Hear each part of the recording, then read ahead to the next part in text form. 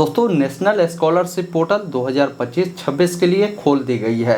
काफ़ी सारे कैंडिडेट चाहते हैं नेशनल स्कॉलरशिप पोर्टल पर आवेदन करना, तो कैसे आपको आवेदन करना है उसका स्टेप बाय स्टेप प्रोसेस मैं आपको बताऊंगा। आवेदन करने से पहले आपको समझना होगा कि ये जो नेशनल स्कॉलरशिप पोर्टल है, ये पोर्टल है क्या। नेशनल स्कॉलरशिप के पोर्टल पर किस किस प्रकार की स्कॉलरशिप की लाभ दी जाती है, इस स्कॉलरशिप का लाभ लेने के लिए आपकी योग्यता पात्रता क्या होनी चाहिए, किस कोर्स के लिए आपको कितने पैसे मिलते हैं उसके बारे में बताऊंगा। और इसका रजिस्ट्रेशन करने के लिए आपको जो OTR करना होता है, OTR कैसे करना है, OTR के बाद आपको लॉगिन कैसे करना होता है, सारी चीज़ें इस वीडियो में आपको स्पष्ट रूप से बताई जाएगी, जिससे आपको क्लियर जानकारी मिल पाएगा। और अगर आप इसके लिए एलिजिबल है, आप चाहते हैं अप्लाई करना, तो आप इसके लिए अप्लाई कर सकते हैं। पहले मैं बता दूं नेशनल स्कॉलरशिप पोर्टल है क्या। तो नेशनल स्कॉलरशिप पोर्टल ये केंद्र सरकार का पोर्टल है।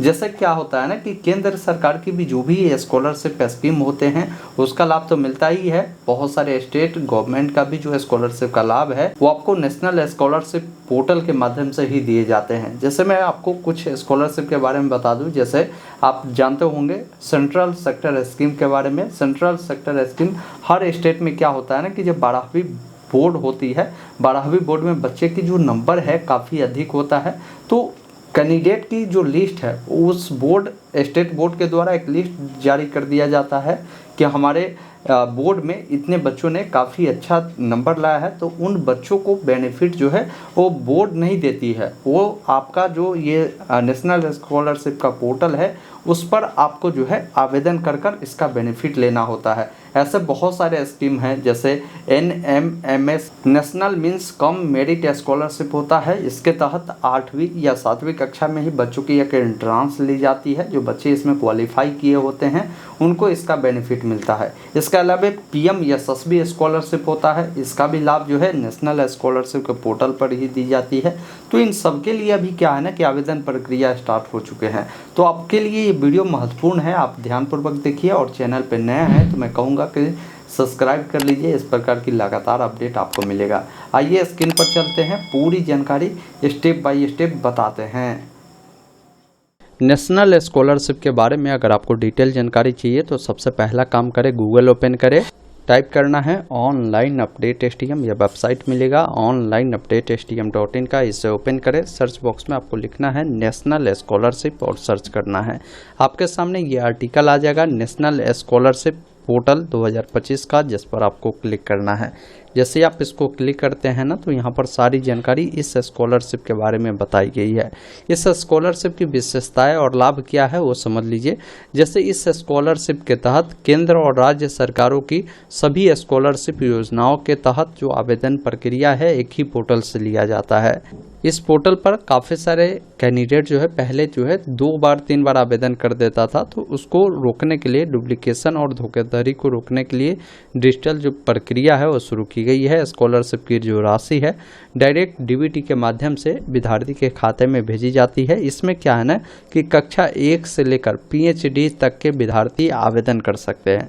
यही है कि 10वीं से नीचे अगर आप पढ़ाई करते हैं तो प्री मैट्रिक स्कॉलरशिप के तहत अप्लाई करेंगे, और 10वीं से ऊपर आप पढ़ाई करते हैं तो पोस्ट मैट्रिक स्कॉलरशिप के तहत अप्लाई करेंगे।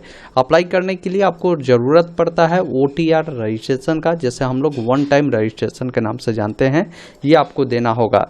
बाकी इसका पात्रता मापदंड क्या है, तो आवेदन करने के लिए आप भारतीय नागरिक है, फॉर्म को अप्लाई कर सकते हैं। प्री मैट्रिक के तहत कक्षा 1 से 10वीं तक का बच्चा अप्लाई करेगा। पोस्ट मैट्रिक के तहत 11वीं 12वीं UG PG या कोई भी तकनीकी कोर्स कर रहा है वैसे बच्चे अप्लाई कर सकते हैं। न्यूनतम 50% आपके जो अंक है वो होने चाहिए प्रीवियस कक्षा में।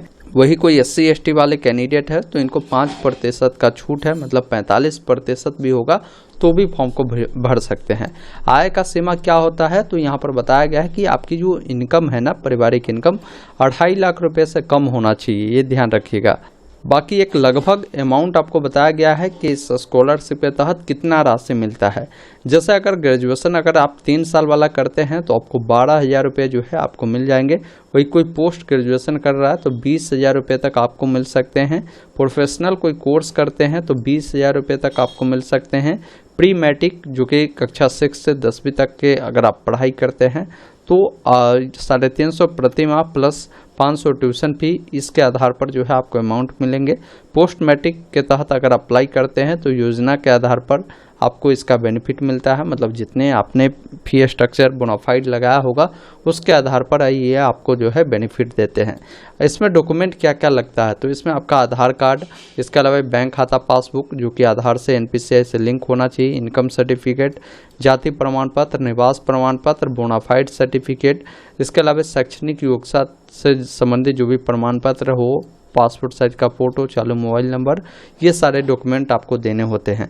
बाकी की जानकारी के लिए मैंने यहाँ पर देखिए आपको डायरेक्ट लिंक दे दिया है। आप चाहे तो NSP के पोर्टल पर भी जा सकते हैं और यहाँ से OTR रजिस्ट्रेशन भी कर सकते हैं। तो चलिए मैं NSP के आधिकारिक वेबसाइट पर चलकर आपको जानकारी को बताता हूँ। अभी देख पा रहे होंगे ये नेशनल स्कॉलरशिप का पोर्टल है, यहीं से आपकी जो आवेदन प्रक्रिया है शुरू किए गए हैं 25-26 के लिए। अभी आपको अप्लाई करने से पहले कुछ चीज़ों को समझ लेना है। जैसे मान लीजिए आपको स्कीम के तहत समझना है तो यहाँ पर जो 3 लाइन मिलता है इस पर क्लिक कर स्कीम ऑन NSP जो ऑप्शन मिलता है ना, आपको इस पर क्लिक करना है। अब यहाँ पर देखिए इसके तहत जो है लगभग कई प्रकार का जो है बेनिफिट दिए जाते हैं अलग अलग प्रकार के कैंडिडेट के लिए भी। यहाँ पर देखिए डिपार्टमेंट ऑफ एम्पावरमेंट ऑफ जो पर्सन ऑफ डिसेबिलिटीज है, यानी जो दिव्यांग बच्चे होते हैं ना उनके लिए ये स्कॉलरशिप चलाए जाते हैं। यहाँ पर इसके तहत वो बच्चा बेनिफिट ले सकता है जिसके लिए अभी आवेदन स्टार्ट नहीं हुआ है, तो यहाँ पर आवेदन जो है सून बताया गया है।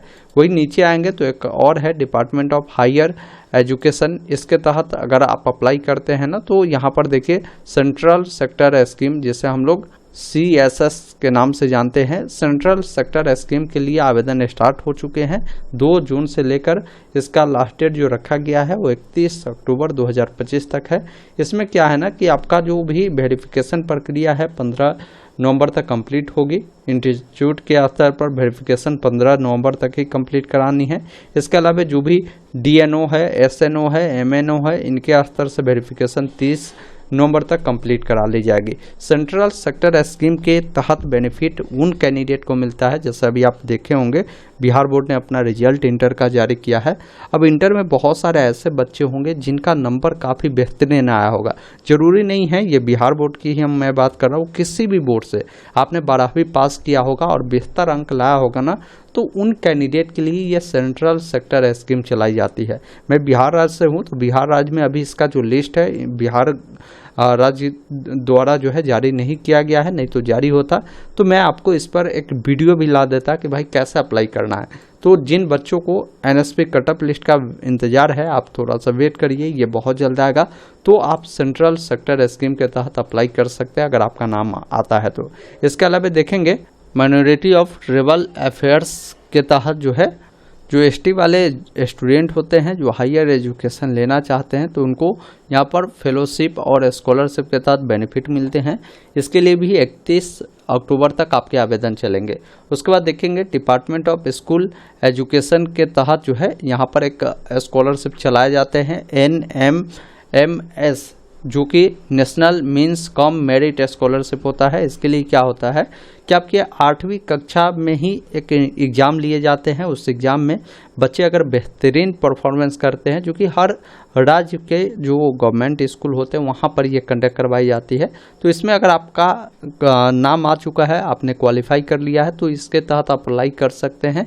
आपको जो है यहाँ पर अप्लाई करने का लास्ट डेट 31 यहाँ पर देखेंगे अगस्त तक ही डेट दिया गया है इस स्कॉलरशिप के लिए। इसके अलावा देखेंगे मिनिस्ट्री ऑफ होम अफेयर्स के तहत अगर आप अप्लाई करेंगे तो इसमें प्राइम मिनिस्टर स्कॉलरशिप स्कीम के तहत अप्लाई कर सकते हैं, जिसके तहत सभी लोग अप्लाई नहीं कर सकते हैं। वैसे बच्चे जिनके पेरेंट जो है पुलिस में रहे होंगे या मान लीजिए केंद्र सरकार के कोई जॉब कर रहे होंगे, उस दौरान उनकी पिता की अगर मान लीजिए मृत्यु हो गई है तो वैसे कैंडिडेट को प्रधानमंत्री छात्रवृत्ति योजना का बेनिफिट मिलता है। बाकी आप किसी भी स्कॉलरशिप के लिए अप्लाई करना चाहेंगे तो उसके लिए पहले आपको इसका डिटेल नोटिफिकेशन मिल जाता है। आप पहले इस पर क्लिक करें तो उस चीज़ों के बारे में आप डिटेल में समझ सकते हैं कि भाई ये स्कॉलरशिप क्या है, इसके लिए कौन लोग एलिजिबल है, क्या आपकी क्वालिफिकेशन होनी चाहिए, वो सारी चीज़ें यहाँ पर बताई गई है, जिसको आप नोटिफिकेशन में देख सकते हैं। कितने रुपये आपको मिलेंगे, वो भी जानकारी यहाँ पर बताए गए हैं। अब बात करते हैं अगला स्कॉलरशिप का। तो अगला स्कॉलरशिप है मिनिस्ट्री ऑफ रेलवे बोर्ड के द्वारा, जो रेलवे के खासकर जो स्टाफ होते हैं उनके बच्चों के लिए ये स्कॉलरशिप चलाई जाती है। इसके अलावा देखेंगे all India council for technical education, इसके तहत कोई टेक्निकल डिप्लोमा टाइप का कोर्स कर रहा है तो वो कैंडिडेट इसके तहत अप्लाई कर सकता है। नीचे आएंगे तो आपको यूजीसी के तहत भी आपको जो है स्कॉलरशिप चलाई जाती है, जिसके लिए अभी आवेदन प्रक्रिया स्टार्ट नहीं किए गए हैं। इसके अलावा नॉर्थ ईस्टर्न काउंसिल के द्वारा चलाए जाते हैं। Department of social justice empowerment के तहत स्कॉलरशिप चलाई जाती है। सेंट्रल सेक्टर स्कॉलरशिप जो कि एससी स्टूडेंट के लिए चलाई जाती है। तो यहाँ पर देखेंगे बहुत सारे स्कॉलरशिप चलाई जाती है, आप जिसके लिए भी अप्लाई करना चाहेंगे आप अप्लाई कर सकते हैं। एक और स्कॉलरशिप चलती है पीएम यशस्वी स्कॉलरशिप, इसके तहत आपको जो है department of social justice empowerment के तहत आपको अप्लाई करना होता है, जिसके लिए भी आवेदन प्रक्रिया स्टार्ट हो चुके हैं। तो अब आपको देखना है कि भाई आप किसके लिए अप्लाई करना चाहते हैं। अप्लाई करने से पहले उसकी पूरी डिटेल जानकारी नोटिफिकेशन को डाउनलोड कर देख सकते हैं। और अप्लाई करने के लिए आपको डायरेक्ट मैंने लिंक दिया है ना, यहीं पर देखेंगे OTR करने का ऑप्शन है, आप इस पर क्लिक करेंगे तो आपके सामने इसका रजिस्ट्रेशन फॉर्म खुलता है। यहाँ पर जिन कैंडिडेट का पहले से OTR हो रखा है तो आप डायरेक्ट क्या कर सकते हैं कि अपना OTR नंबर और पासवर्ड को डालेंगे, इस कैप्चा कोड को डालकर लॉगिन करेंगे। लेकिन अगर आपका OTR नहीं हुआ है तो एक ऑप्शन मिलता है रजिस्टर योरसेल्फ, जिस पर क्लिक करना है, जहाँ पर सारी जानकारी मिलती है। इस दोनों चेक बॉक्स पर टिक कर नेक्स्ट वाले विकल्प पर क्लिक करना है। आपको अपना मोबाइल नंबर डालकर गेट OTP पे क्लिक करेंगे, नंबर पर OTP आएगा उसको डालेंगे, कैप्चा कोड को डालकर वेरीफाई वाले विकल्प पर क्लिक करेंगे। उसके बाद आपको जो है यहाँ पर अपना KYC करना होगा, जिसमें आपका आधार कार्ड है आपके पास तो आई हैव आधार पर क्लिक कर अपना आधार नंबर डालेंगे, गेट OTP पे क्लिक करेंगे तो OTP आएगा आधार से लिंक नंबर पर, उस OTP को यहाँ पर फिल करना है। उसके बाद कैप्चा कोड को डालकर वेरीफाई वाले विकल्प पर क्लिक करेंगे, यहाँ से आई एग्री आपको करना है। इस प्रकार देखेंगे ना आपको बताएगा भी कि आपका NPCI सक्सेस है, क्योंकि आपका जो NPCI से लिंक की प्रक्रिया है वो कंप्लीट है, क्योंकि आधार से ही आपको पैसा भेजे जाते हैं। बाकी यहाँ पर जो है कुछ जानकारी आपसे पूछी जा रही है, जिसमें अपनी जानकारी जैसे आपको माताजी का नाम लिखना है, पिताजी का नाम लिखना है, ईमेल ID आपको लिखना है, इस कैप्चा कोड को आपको जो है फिल करना है। और नीचे जब आप आएंगे ना एक ऑप्शन मिलता है आपको कैप्चा कोड का, उससे फिल कर फिनिश वाले विकल्प पर क्लिक करेंगे। आपका OTR कंप्लीट हो जाता है। OTR कंप्लीट हो जाने के बाद इसी लाइन पर आएंगे, एक ऑप्शन देखिए मिलता है अप्लाई फॉर स्कॉलरशिप, जिस पर आपको क्लिक करना है। क्लिक करने के बाद यहाँ पर आपके सामने जो है ये पेज खुलता है, जहाँ पर आपको अपना OTR नंबर जो पासवर्ड आपने सेट किया है उससे डालेंगे, कैप्चा कोड को डालकर लॉगिन करेंगे। इस प्रकार आप सफलतापूर्वक जो है लॉगिन होते हैं। ओके वाले विकल्प पर क्लिक करें। यहाँ पर देखेंगे अप्लाई वाले में एक ऑप्शन मिलता है अप्लाई फ्रेश का, जिस पर क्लिक करना है। आपको सबसे पहले कंसेंट देना है, दोनों चेकबॉक्स पे टिक कर आई एग्री करेंगे। आपको अपना स्टेट बताना है, आपको किस टाइप की स्कॉलरशिप के लिए अप्लाई करना है वो बताएंगे, और एप्लीकेशन टाइप में आपको स्कॉलरशिप चुनकर अप्लाई वाले विकल्प पर क्लिक करेंगे, ओके वाले विकल्प पर क्लिक करेंगे। उसके बाद आपके सामने इस प्रकार का पॉपअप आएगा, जहां पर एक्शन के नीचे प्रोसीड का ऑप्शन है, आप इस पर क्लिक करेंगे। बाकी अभी आपका स्टेटस दिखा रहा है, तो अभी आपने फॉर्म को सबमिट किया ही नहीं है। फॉर्म भरना चाहते हैं तो फिल एप्लीकेशन वाले विकल्प पर क्लिक करेंगे।